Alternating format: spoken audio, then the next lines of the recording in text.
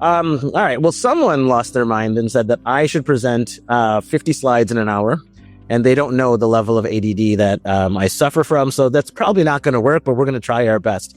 So the point is that I'm going to be very animated and sometimes very loud. And the point is to get you excited about fatty liver disease, or as we now call it, MASH. Some overview. This is kind of what Dr. Rowe just talked about. So this particular program, along with the medical education resource, is built by the Chronic Liver Disease Foundation, which I'm a part of, and the Global NASH Council. And again, it's really meant for any provider that treats patients with MASH.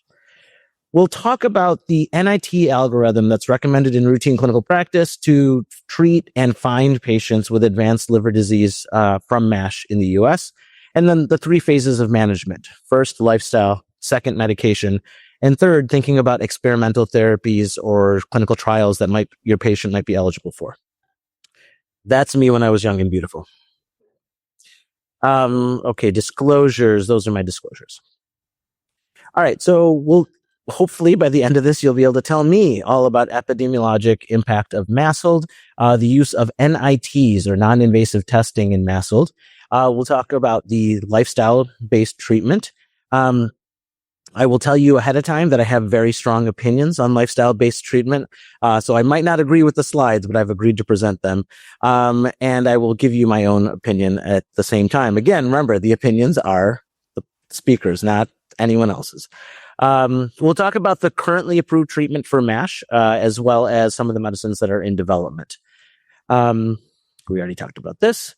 Do the pretest. Sign in and do the post-test, and then you will be good to go with your CME.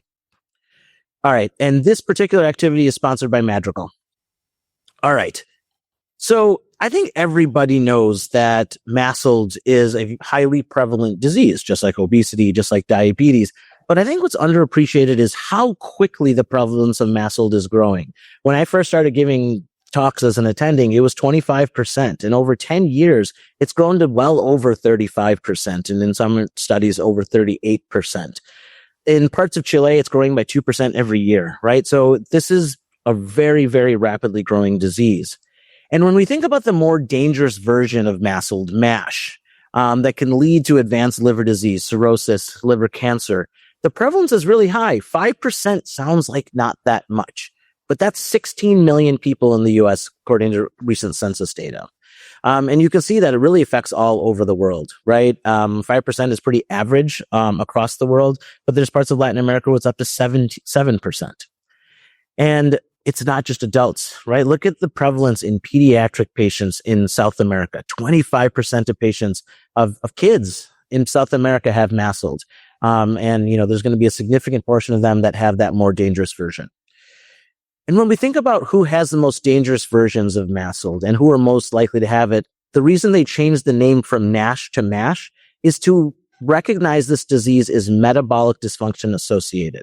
So probably the component of the metabolic syndrome that affects fatty liver disease or steatosis the most is diabetes. And when we look at our diabetic population, the prevalence is upwards of 70%. That's crazy, right? So I will just, again, ADD. There is a study where people did random screening through an endocrinology clinic of diabetic patients using non-invasive testing, MRE-based elastography.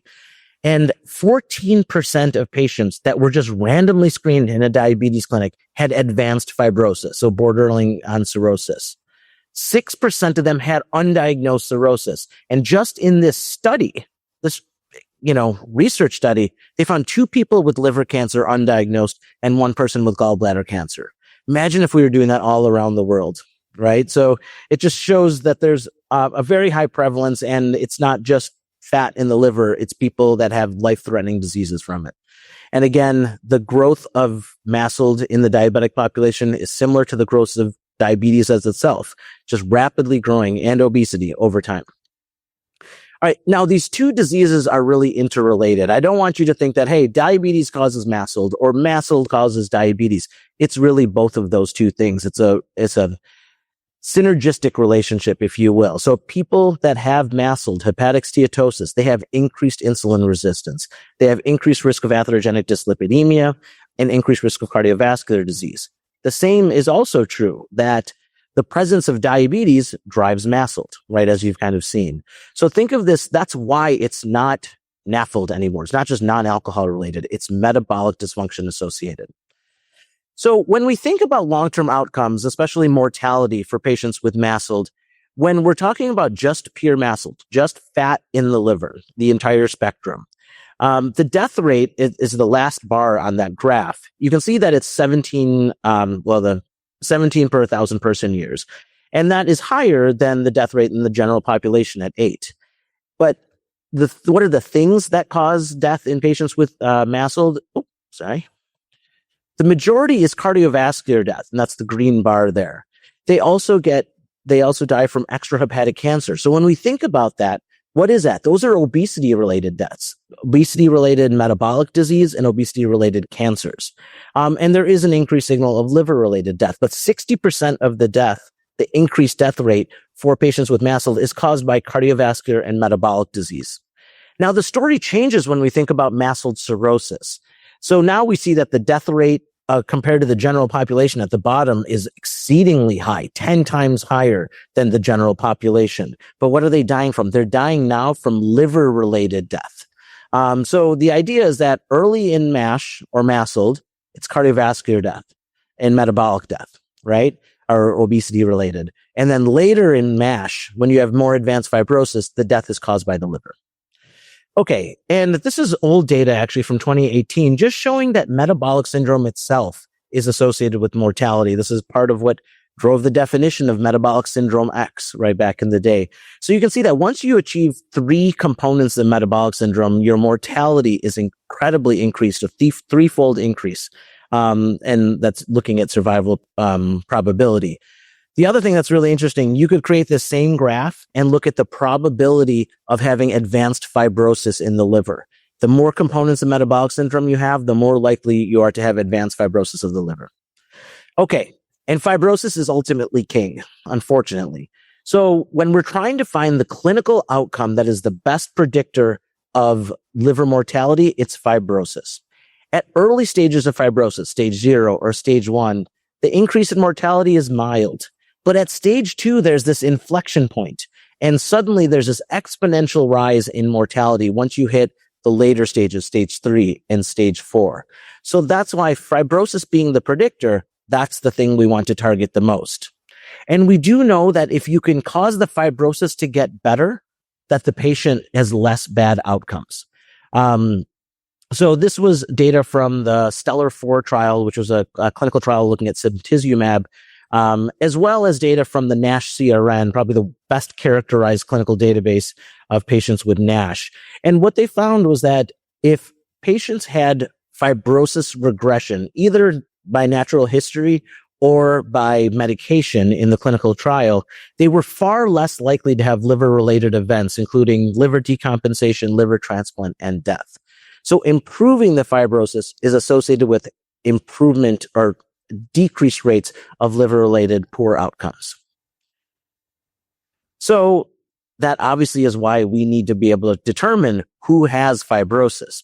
And when we think about MASH pathology, it's important that we want to stage their disease because, again, we want to know who has the type of fatty liver disease that is going to progress, who has fatty liver disease with cell death, with fibrosis. And it changes not only how we would think about them, but how we take care of them. So early MASLD, where there's just fat in the liver, all that we're really focusing on is lifestyle change, right? Because we know those are the patients that die of cardiovascular death. Even early MASH, when there's a little bit of inflammation in the liver, that's not, the focus should really be about metabolic syndrome. But once we get to stage 2 and stage 3 scarring, or we get to cirrhosis, then we need to start really focusing on how do we get liver-directed therapy. That doesn't mean you ignore the metabolic syndrome. Of course, we still need to continue to do that, but we can't ignore the liver. And so that's when we start thinking about medication-based therapy, surgical-based therapies, and more advanced therapies. And back in the day, we used to have to do a biopsy on everyone to be able to determine their level of fibrosis, where in this pathway they are. And nowadays, we're able to do that by non-invasive testing to determine who is the patient that's at risk with their MASH. And the first test that's recommended for all providers that is meant to identify people who have high risk clinical features. So people with medically complicated obesity or diabetes, those patients should be screened. And the first screening test we use is a FIB-4. So FIB-4 is not a perfect test. And you might hear a lot of bad things about a FIB-4, but what it's really good at is saying it is unlikely that you have advanced liver disease, especially at that bottom cutoff of 1.3. If it's less than 1.3, it's unlikely that a person will have advanced liver disease. It doesn't tell you that you don't have a little bit of liver disease. It doesn't tell you that you don't have moderate fibrosis. It tells you that it's unlikely that you have advanced fibrosis. Now, the nice thing about the FIB-4 is I'll show you later that if it goes up, if it starts to rise, it's a strong predictor of advanced fibrosis. So the point is that if you have a low FIB-4 and you have moderate disease, it will eventually start to rise before you get to that point of liver failure. And similarly, at that cutoff of 2.67, it increases the likelihood, meaning that you're quite likely to have advanced fibrosis. So we use those two cutoffs, a very, very low cutoff and a very, very high cutoff, to say it's unlikely that you have advanced disease or it's likely that you have advanced disease. And we use other tests to do the same thing. This is the enhanced liver fibrosis test. It's a lab test that's available through Quest and LabCorp, as well as some other labs. And it's three different components. Two of the components go up with liver fibrosis. One of them goes down. And by using those things, we get a score that tells us, hey, what's the likelihood of advanced fibrosis or moderate fibrosis? And what's the likelihood of cirrhosis or predictive of liver decompensation? So those are the cutoffs that we use. So above 11.3, there's actually not just a high risk of cirrhosis, but a high risk of liver decompensation. And above 9.8, that's where we say, hey, it's likely that you have advanced fibrosis. And then anything above 7.7, you can't be confident that they don't have moderate fibrosis, right? So when it's above 7.7, that needs a little bit additional testing to reassess their level of fibrosis, because it's likely that it's at least moderate. Okay, this is transient elastography. Usually we hear about this as in the term FibroScan, but there's a lot of other forms of elastography, shear wave elastography. RFE is another one that you hear. So I just want to say those names because what's at your center might be a little bit different. And we use the different cutoffs. Actually, I'll show you in the one in this first column. That's really what I want you to focus on. We use various cutoffs there to determine what's the likelihood that a person has moderate fibrosis or where there's a decent chance they have moderate fibrosis. And so I use that cutoff of 8. If their FibroScan or elastography gives you a KPA value of greater than 8, it's someone that has a moderate chance of having advanced or having at least moderate fibrosis. Once they're getting closer to 10, then there's a likelihood that they have more advanced fibrosis, stage 3. And then above 13, it's likely that they have cirrhosis. Okay. So you can see that the positive predictive and negative predictive values are not spectacular for all of these.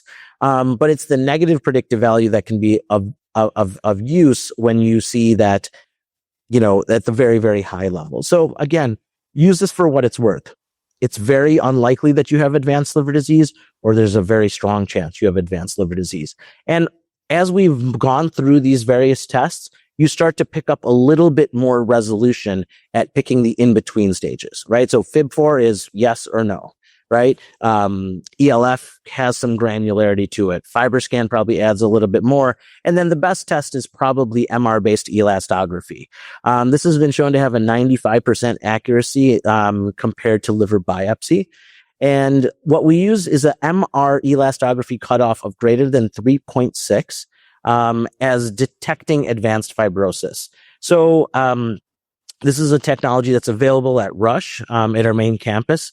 And it's been invaluable in my practice because we have people that come in with an abnormal fibro test or something else, or FIB-4, and maybe the FibroScan is equivocal. It's nice to have one more test that's very accurate that still can help a patient avoid a liver biopsy.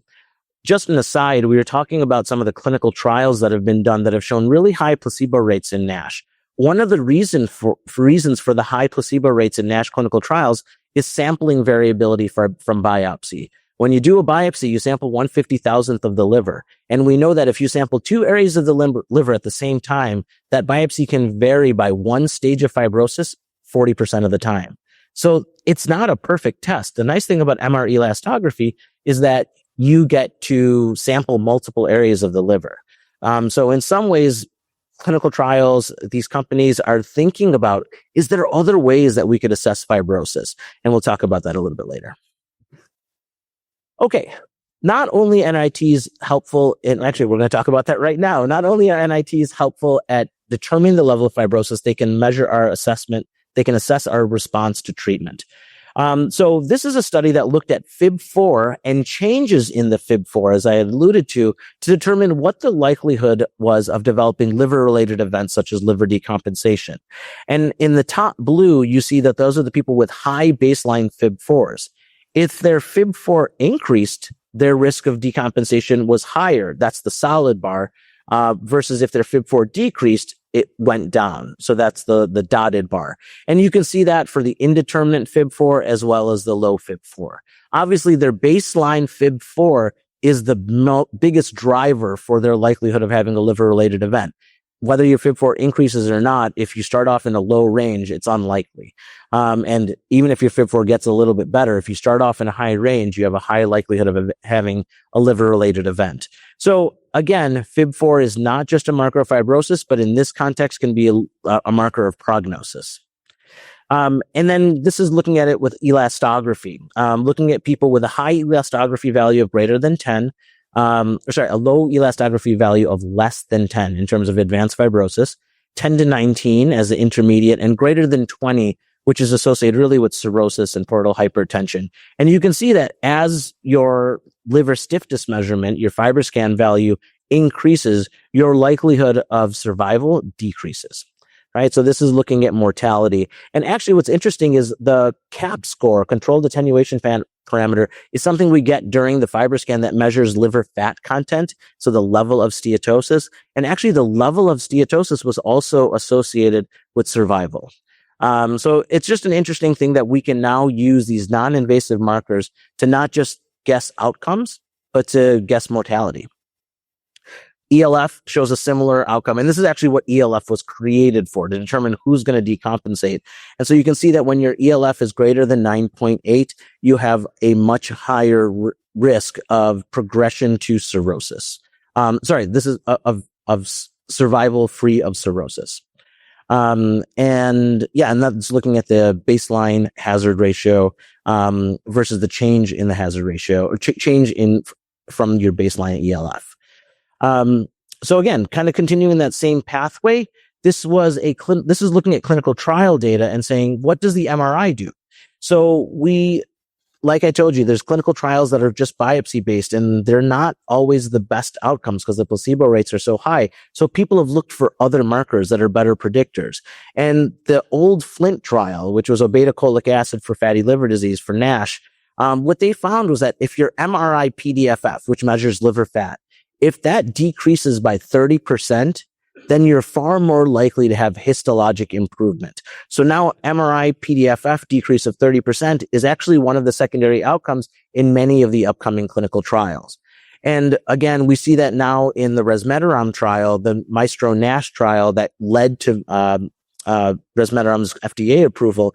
We can see that MRI PDFF responders, meaning it dropped by more than 30%, were far more likely to have MASH resolution and improvement in the markers of MASH ballooning and inflammation than people who did not respond.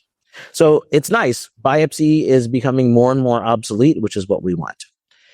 So ultimately, this is just looking at back in the day, we used to say, okay, who are the people that are going to get sick, right? Is it the people that have ascites? Is it the people that have hep C? Is it the etiology? And we never really knew. I was taught when I was in training that, it's all about how much portal hypertension they have. If they have more portal hypertension, they're more likely to have decompensation. But I mean, how do we measure portal hypertension? It's not the easiest thing. You have to put a catheter in their neck and measure their gradient, right? So that's not an easy thing. But what we're seeing now is that there's these non-invasive markers that can help us predict not only the development of cirrhosis, but the development of decompensation. So this is looking at MR elastography stiffness. And we can see that above 4.39, we have increased rates of not just cirrhosis, but liver decompensation. And then as you go higher, that's when you start to get complications of cirrhosis, ascites, hepatic encephalopathy, transplant, or death. And you can see these are the cutoffs that we are using to determine the risk of having cirrhosis, having decompensation, or being at increased risk for decompensation.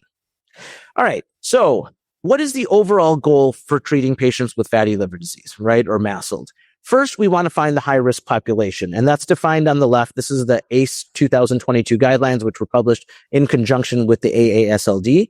And the high-risk groups are those with type 2 diabetes, medically complicated obesity, so obesity with 2 or more cardiometabolic risk factors, such as triglycerides, dyslipidemia, diabetes, or not diabetes, that's already one of the groups. And then people who have steatosis on imaging or just elevated liver tests that you don't know the reason why. The overall picture is that you need to do risk stratification for those people, and that risk stratification occurs through the FIB4.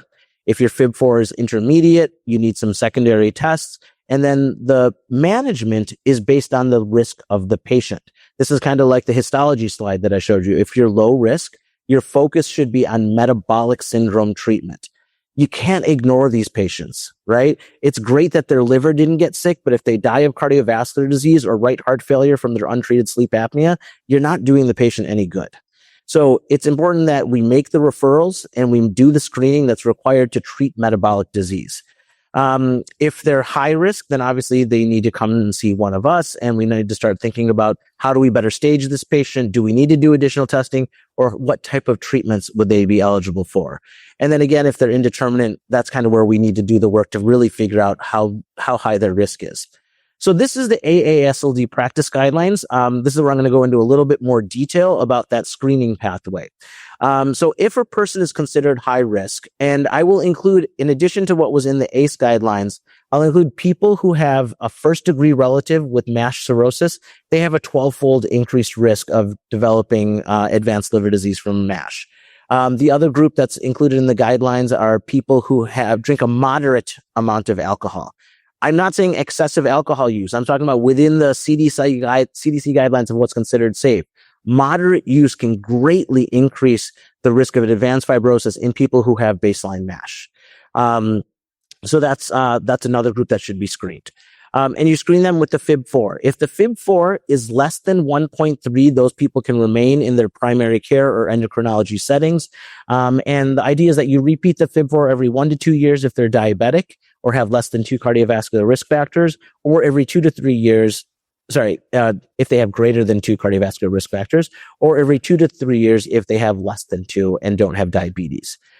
If they're greater than 2.67, again, that cutoff is predictive of advanced fibrosis. So that's a person that should be referred to GI or hepatology, at which point we'll do what's in the blue box, and I'll talk about that. But first, let's talk about the people that are indeterminate, between 1.3 and 2.67. That's a lot of people. There's been VA studies showing that this is going to overwhelm the system. And we're actually studying that right now in our internal medicine clinics, where we're instituting this care pathway and looking to see what kind of chaos it causes. So if you do have an intermediate FIB4 score, you need a secondary test. And the way you do that is either through transient elastography with FibroScan or another form of elastography, or the enhanced liver fibrosis test. If you have low risk by the enhanced liver fibrosis test, which is less than 7.7, then you go down to the low risk algorithm. And same thing with the VCTE. And then if you're intermediate or high risk, then you go to GI and hepatology.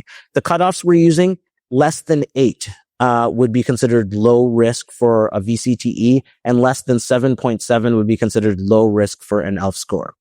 Okay, so once they get to us, what do? First, we have to decide whether we think the diagnosis is accurate. Obviously, there's other things that can cause fat in the liver besides MASLD. We have to think about alcohol. We have to think about medications. We have to think about genetic disorders. And once we feel confident in the diagnosis, we also need to better stage the patient. If they haven't been adequately staged already, that might involve a liver biopsy, but usually not.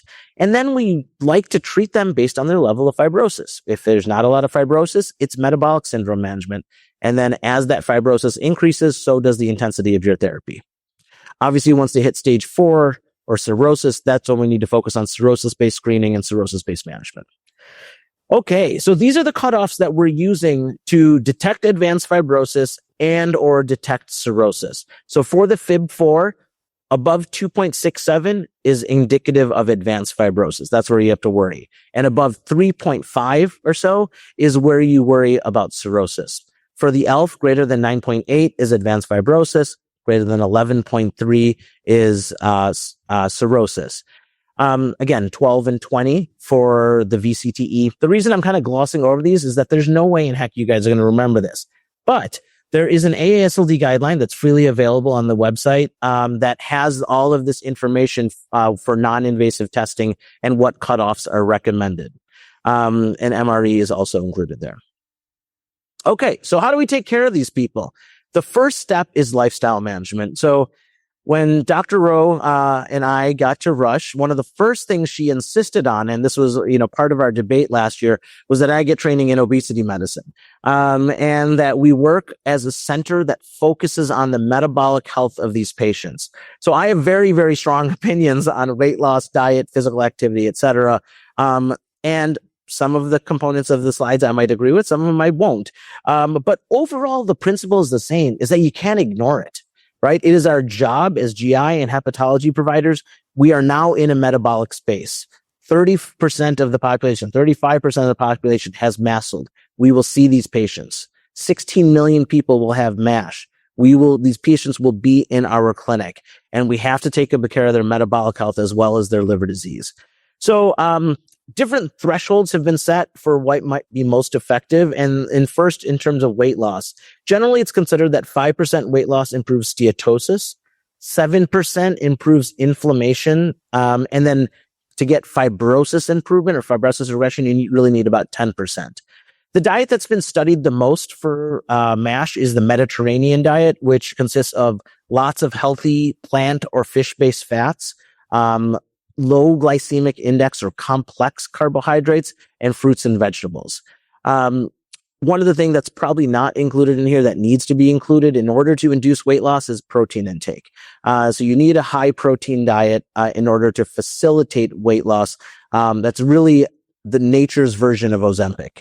Of semaglutide. I don't want to lose our CME accreditation. So physical activity is also important. I take exception to the way these things are worded, right? So it's participate in a structured exercise program when possible, tailored to, there's a lot of cautionary tales, right? When talking about exercise. Of course, when we take care of patients, we want to tailor our treatment to the patient.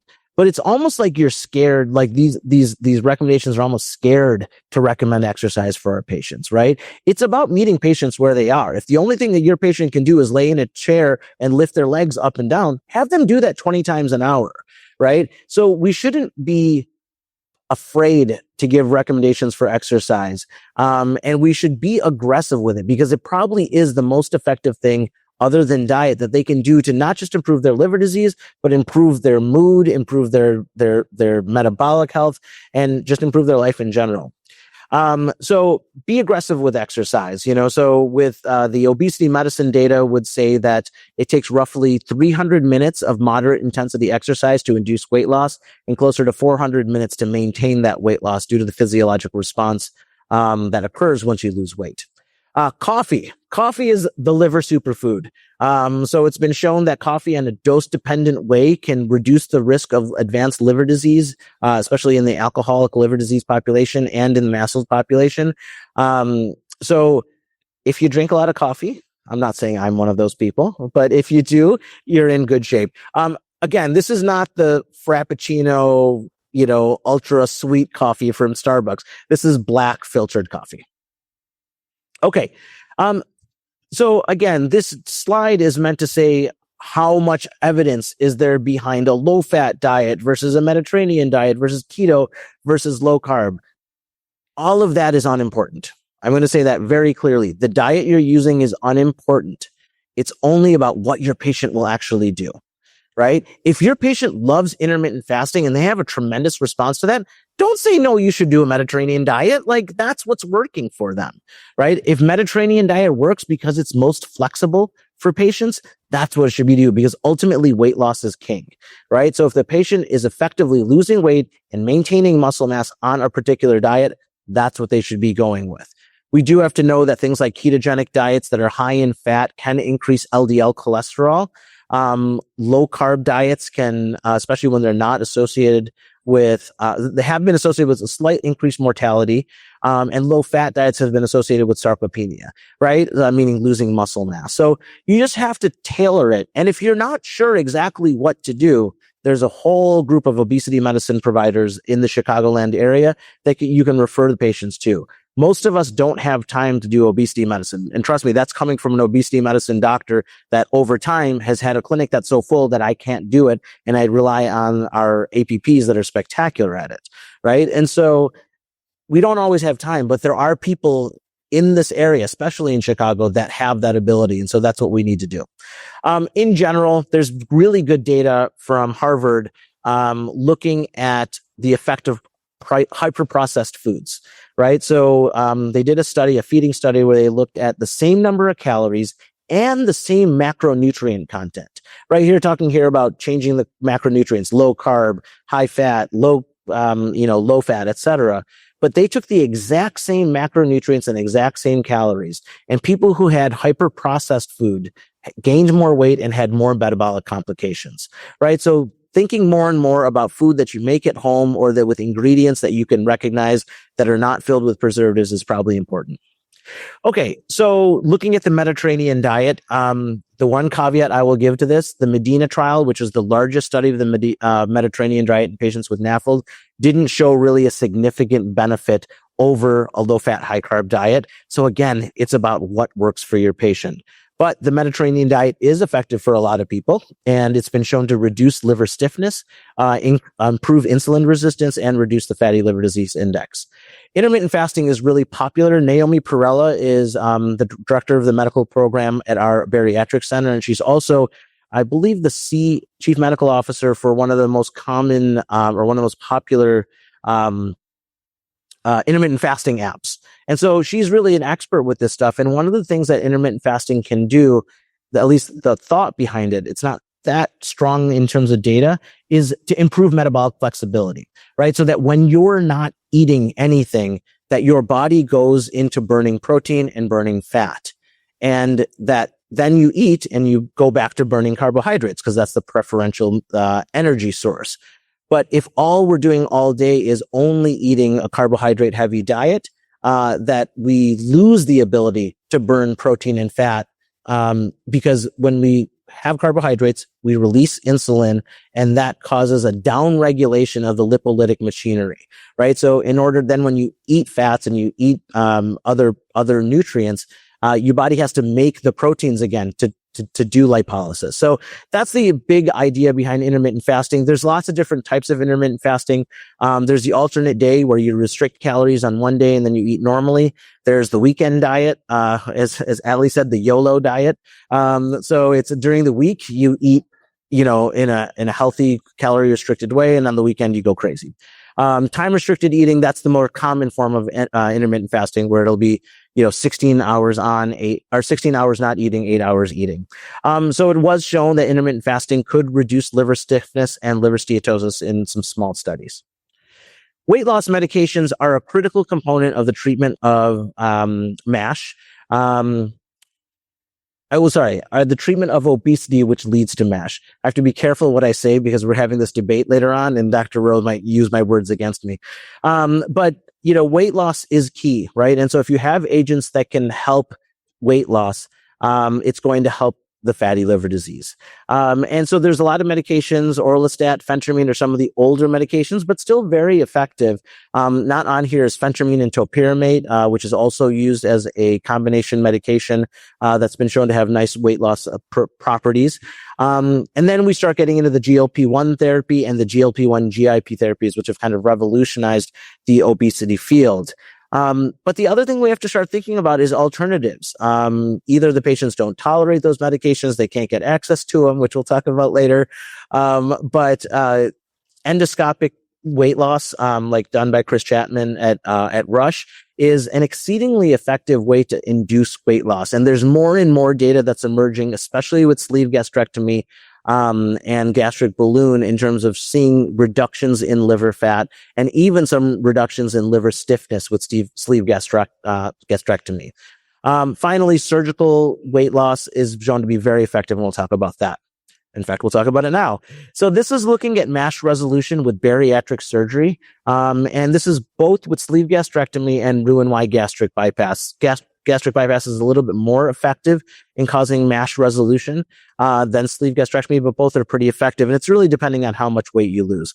And so this is actually looking at point BMI drop. So if your BMI drops by 5 points, about 60% of people have NASH resolution. If it's 5 to 10%, 5 to 10 points of drop in the BMI, 80% of people have fibrosis, and if it's higher, closer to 90.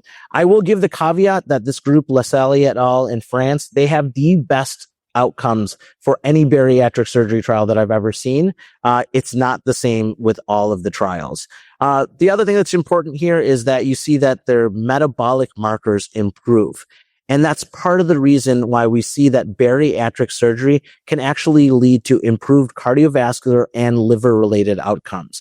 So in the green line, you see people who did not get surgery looking at liver-related outcomes. So that's liver failure or liver-related death. And you can see that they're far more likely to develop liver-related outcomes than people who underwent bariatric surgery in blue.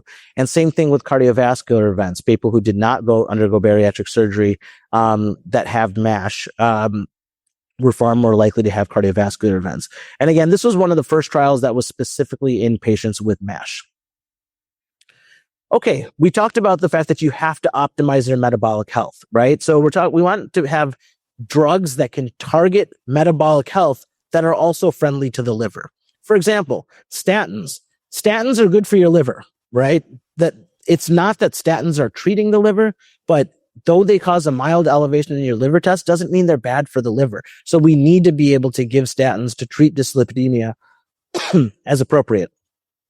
Type 2 diabetes. The new ACE guidelines recommend GLP-1 therapy as the first line treatment after metformin for most patients. And so that's something that we want to think about. If our patient has MASH and diabetes, how do we best treat their diabetes? We probably don't want to be giving them a medicine like a sulfonylurea that increases weight, right? We probably want to focus on medications that help with weight loss and might help the liver along the way. And then same thing for obesity, bariatric interventions, and medication-based interventions for treatment of obesity. So again, we want to optimize the treatment of their metabolic syndrome in a way that helps the liver. Okay, so this is obviously a ton of information. I don't expect you to absorb this, but what really we can focus on is where you should and shouldn't use these medications. So metformin, it's always been said that, if they have liver disease, you don't want to use it because of the risk of lactic acidosis. Really, that's not true until you get to decompensated cirrhosis. You want to use some caution in people with early cirrhosis, Child-Pugh A, but remember that metformin has also been anecdotally and actually in very large studies associated with decreased rates of HCC in patients with MASH. And so that's, something that you don't immediately want to just pull off their regimen. There is no histologic effect with MASH in a small study that was done. I'm still surprised by that result. But in a small study for MASH patients, there wasn't any major histologic event. Pioglitazone was actually one of the first medicines that was studied for MASH in the PIVENS trial, and it did show improvement in MASH histology. But it was a small trial with not really concrete endpoints. And so it's slowly fallen out of favor because why? It causes weight gain. But now we're talking about a different class of the PPAR. This is a PPAR gamma agonist. There's people that are looking at PPAR alpha and delta agonists and pan-PPAR agonists that are also showing promise in MASH. The GLP-1s, again, is safe in people through compensated cirrhosis. In fact, I'm sure Dr. Rowe will show you, and I will tell you that in people with compensated cirrhosis, GLP-1s have been shown to reduce the rates of decompensation and reduce the progression of liver disease. Insulin, it's one of those things where you just have to be careful once you get to cirrhosis because it can cause hypoglycemia. But it's a very effective treatment for getting your blood sugar down. That's probably the same thing with the SGLT2 inhibitors. The other things you want to think about is what's their cardiovascular risk, right? So if they have a high cardiovascular risk, maybe we'd be thinking about SGLT2s, now GLP-1s or semaglutide. And so again, it's all about tailoring the therapy to the patient, and avoiding things that might be dangerous. But really, it's only once you get to decompensated cirrhosis that you have to start to worry. Okay, the next step in management is medication management. And so there's only one therapy that's currently FDA approved for the treatment of MASH with advanced fibrosis, and that's resmetirom. But the important thing is that I want to show you some of the clinical data behind approval for resmetirom.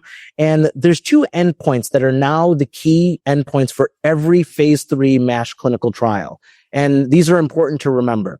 So first, we're looking for MASH resolution. When we talk about MASH, we're talking about three main components: fat in the liver, inflammation, and cell death called ballooning. Those are the things that drive the liver disease.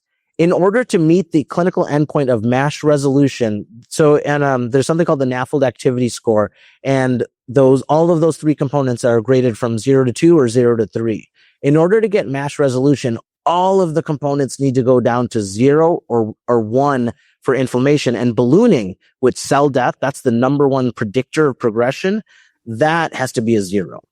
So remember, when you see these clinical trials and you say, oh, only 35% of people responded, is that great? This is a really strict definition. We're not talking about improvement in MASH. We're talking resolution of MASH. So the goal is that we're actually stopping the disease, right? The goal of these medications is to actually reverse or stop the disease. And the second component is fibrosis improvement, where we're actually trying to improve the damage that's been created. So two endpoints: stop the disease, improve the damage that's been created, and ideally do both. Okay, so resmetirom is the first drug approved for MASH with advanced fibrosis. It's an interesting molecule. It is a thyroid hormone receptor beta agonist. So thyroid hormone receptor, for most of thyroid hormone works throughout the body using the alpha receptor. The beta receptor is really unique to the liver. And so this is a selective agonist of the beta receptor. So it's working in the liver without causing full body thyroid hormone effects. It was approved in March of last year for patients with NASH with moderate to advanced fibrosis. Okay, so what does it do? By activating, so MASH is associated with hepatic hypothyroidism, so defective thyroid signaling within the liver. By stimulating the thyroid hormone within the liver, we see a decrease in intrahepatic triglycerides, and that leads to improvement in inflammation, improvement in fibrosis. The thought is that by activating some of the mitochondrial activity, you get increased lipophagy. So it pulls it up. Also, you get increased beta oxidation. You also start making more mitochondria within the hepatocyte. So you end up start burning more energy. And so that's the general mechanism of action, is that it stimulates thyroid hormone in the liver, which starts burning the fat in the liver. Okay, so this was the clinical trial called the Maestro-NASH trial. It was a randomized double-blind placebo-controlled trial looking at 2 doses of resmetirom versus placebo. And the primary endpoints were what we talked about. Patients could have stage 1B, 2, or 3 fibrosis. The majority had stage 2 or 3 fibrosis. And it was 52 weeks of treatment. And then there was a biopsy before and after. You can see here that most of the patients had stage 3 fibrosis, about 60%. And they had metabolic syndrome. They appropriately had MASH. And 14% of the patients were on GLP-1s at the same time. And what they found was that about 25 to 30% of patients on the left, you can see there, had NASH resolution without worsening of fibrosis. And about 25% of people had fibrosis improvement by 1 stage with no worsening. And again, this is only after 1 year of therapy. The other thing that was kind of cool is that this medication was actually originally created as a cholesterol-lowering medicine. And so we saw that there's a dose-dependent decrease in the LDL cholesterol levels. There were some side effects of the medication. About 20% of people had diarrhea and nausea. Usually it was pretty self-limited, and the dropout rate from the trial due to adverse events was not that different from placebo, just slightly higher, and mostly at the higher dose of resmetirom. So diarrhea and nausea were probably the most common things. Usually what happens is it comes on in the first month, and it's usually resolved within a month of onset. But again, you have to tailor it to your patient. The dosing, usually it's given, if you're less than 100 kilograms, you take 80 milligrams. If you're greater than 100 kilograms, you take 100 milligrams. You do have to review the medication. So sometimes there's dose adjustments that's required with certain statins. And also there are certain medications like cyclosporin, and I'm forgetting some of the other ones. Come to the talk on resmetirom, and I'll remember it by then. So that you do have to adjust. So, just something to think about. And importantly, this is for people with moderate to advanced fibrosis. This is not meant for people with cirrhosis. Okay. So if you suspect your patient has cirrhosis, they should not be on resmetirom. Okay. So what do the guidelines recommend? For the group that they don't recommend, that's people with cirrhosis, right? And how do you determine that? If your elastography gives you a kPa value or liver stiffness measurement of greater than 20, or your MRI-based elastography is greater than 5, you should definitely not be using this medication. They don't recommend concomitant alcohol use. I take a little bit exception to that because I think that people who have a mild amount of concomitant alcohol are the people that are at highest risk. And there was some data in the Maestro NASH clinical trial that Laura will present later, where the patients that had moderate use still garnered benefit from resmetirom. But the official guidelines are that we should not be doing that. Concomitant active liver disease. Again, I wouldn't ignore the MASH, but you also want to treat the concomitant liver disease. And then active thyroid disease, you just want to treat the thyroid disease before you initiate treatment with resmetirom. The people that it's recommended for, people with a liver stiffness measurement of greater than 8, by FibroScan or greater than 3.1 by MR elastography, or if you have liver histology or any other non-invasive test that suggests stage 2 to stage 3 fibrosis. And again, that's the group that it could be used for. All right. In terms of treatment, when you first start it, you want to check their liver tests. It's known that this medication can cause a mild increase in liver tests, 1.5 times the upper limit of normal in the first 8 weeks. Usually it gets back to normal 8 weeks into therapy, and then it actually starts to fall in the clinical trials. You should check their thyroid function, make sure it's normal. And if it isn't, fix that before you initiate treatment. I think the other things that are in brown are kind of you can consider doing this, right? So lipid profile, just to see if there's benefit or worsening. And then I think it's important that you measure liver stiffness. You're probably going to do that to initiate therapy anyways. But you would want to do that before you start therapy. They recommend checking a liver function panel about 3 months in. I check it about a month in. And the reason why is there was one patient out of 888 in the clinical trial that had a very high elevation of the liver enzyme. They had drug-induced autoimmune hepatitis that was associated with this medication, but it was only one patient. So just to make sure that you don't have that one patient, that's a place to check. Again, a mild increase in liver tests is normal and expected with this medication, but if it's sky high, that's a different story. Okay. And then, again, the other things are just kind of to keep an eye on things. And then at 12 months is where we really consider reassessing if the medication worked. And what they recommend is that if the non-invasive liver disease assessment is worsening, then you might want to reconsider your treatment strategy. You might want to consider a different medication. But if your transient elastography decreases by more than 25% and there's a normalization or significant improvement in your ALT, then that's probably a sign that the person's doing well and you'd want to continue the treatment. And if it's kind of equivocal, that's where you just have to reevaluate and see whether the risk and benefits are outweighed. Okay, the third step of management is where you call one of us at Rush and say, hey, let's get this person into a clinical trial because they have cirrhosis and I can't get them on resmetirom. And so are there any things that are available? Or is this person, maybe resmetirom didn't work and we want to think about what could work. So the good news is that there's a massive pipeline of agents that are being studied for MASH. There's other forms of thyroid hormone receptor beta. Resmetirom is being studied in people with cirrhosis. There's the bevy of GLP-1 receptor agonists, including the dual receptor and triple receptor agonists. FGF21s are probably some of the most exciting molecules that are coming out. You guys should all walk away from this study or from this lecture knowing that a single nucleotide polymorphism in FGF21 is associated with the sweet tooth. So how many of you have the polymorphism, right? I know I do. So PPAR agonists are another agent that's similar to pioglitazone, but it's a pan-PPAR agonist. And then there's the fatty acid synthase inhibitors like denifanstat, which are also being in early development. So lots to come when it comes to MASH treatment. Ultimately, this is a philosophical approach when it comes to treatment, right? So at early stages, we want to do treatments that don't hurt our patients. It's safety first. Lifestyle interventions never hurt anyone, right? And lifestyle interventions should probably be something that is continued throughout the spectrum. I have patients with decompensated cirrhosis that I'm constantly harassing for exercise because I know that if they don't, they're just going to do worse, right? So though it seems cruel, honestly, most of my patients end up thanking me at the end of it because it usually ends up prolonging their life.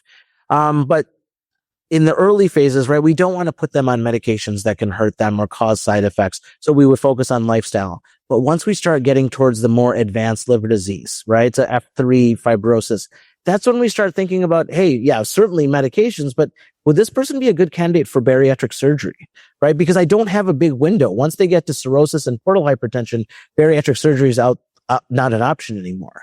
And when do endobariatrics fit in? So, right, it's all about matching the therapy to the severity of the disease. And I will just give one bit of caution. There's been recent release of data of the phase 2 data for tirzepatide as well as a GLP-1 glucagon dual agonist shows really positive data. And we're all excited about it and we want to see what the phase 3 data is. But the one bit of caution is that lots of medicines look great in phase 2, and for some reason, not all of them make it to phase 3, or are successful in phase 3. So we just want to use that with caution, and that should be something we think about before we start running to put patients on those medicines that are FDA approved for other indications. All right. So overall, NASH and MASH are growing in prevalence and complications. We now have non-invasive testing that can determine which patients are at highest risk. Our management of these patients must include treatment of their liver as well as their metabolic syndrome. And there is now an FDA-approved medicine to treat MASH with advanced fibrosis, resmetirom. And we need to identify these patients and refer them to us, GI and hepatology. So this is something that you need to communicate with your endocrinologist, your primary cares. And the more we can do to make that easier, the better, because ultimately we are going to need help, right? We can't do this on our own. There's 15 million people with MASH. Right. And so we're going to be using our endocrinologists, our primary care doctors. We're going to be needing care pathways. We're going to have to rely on obesity medicine experts and nutrition experts. We're going to have to find the people whose lifestyle change isn't helping because they have binge eating disorder. Right. So we have to start thinking about all of those components and building a multidisciplinary team that can really take care of these patients. And that is all I have. Thank you guys so much.